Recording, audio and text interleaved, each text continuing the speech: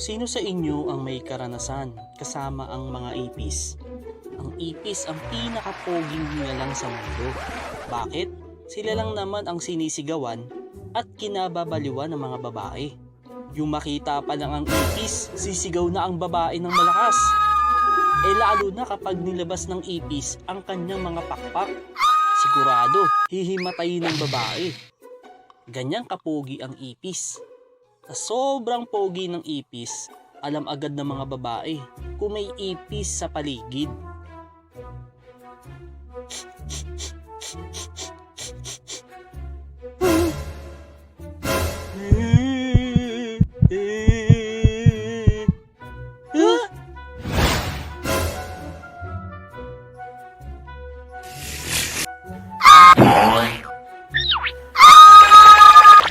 Maraming ipis sa mundo.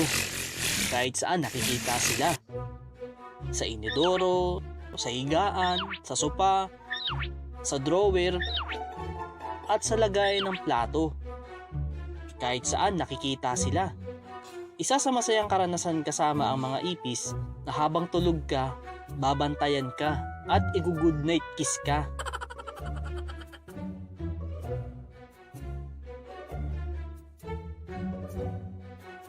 Good night, Pogi. Ha? Oh, ano nangyari sa mata mo? Bakit ganyan? Kinagat ka ba ng ipis? Pupunta pa naman ako ng Christmas party namin. Isa pa sa karanasan natin kasama ang mga ipis kapag ka nagbubuga ng usok para mawala ang mga ipis sa mga kanal. Yung habang tulog ka nagbuga ng usok, hindi ka man lang ginising. Ma! Ano nangyari? Bakit puro usok? Siguro hinigop sila ng mga usok at dadali sa ibang lugar kasama ang mga alien. Ako na lang ang naiwan mag-isa. Sigurado kukunin na rin ako ng mga alien. Anong ginagawa mo dyan? Nagpapausok para mawala yung mga ipis. Ba't nandiyan ka pa rin?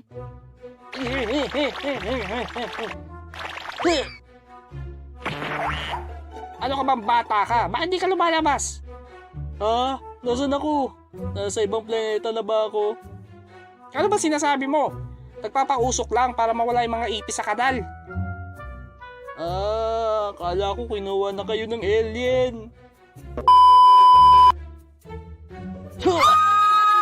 Ano nangyari? May ipis doon. Ano? Ipis? Ang bala.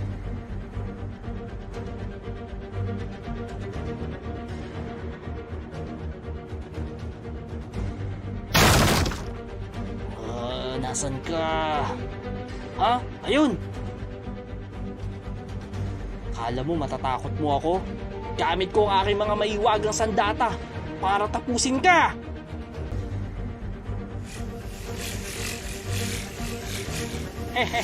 Hindi mo ako matatalo sa pag-spray ng pabango. Umanta ka! Sige, sugod!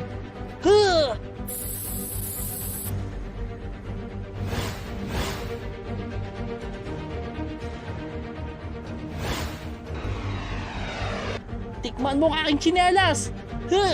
Nasaan siya? Bigla nang wala. Alis! Eto, tanggapin mo.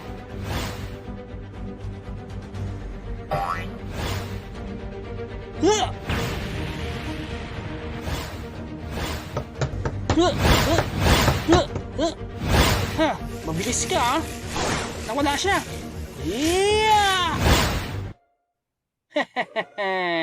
Todos ka ngayon sa akin, boy.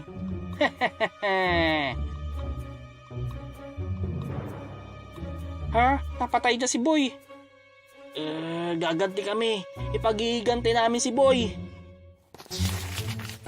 Ito ang mukha ng ating target. Kailangan makuha natin ang ustisya at maipaghiganti natin si boy. Yes, sir! Ha? Meron ako nararamdaman. Ang daming ipis!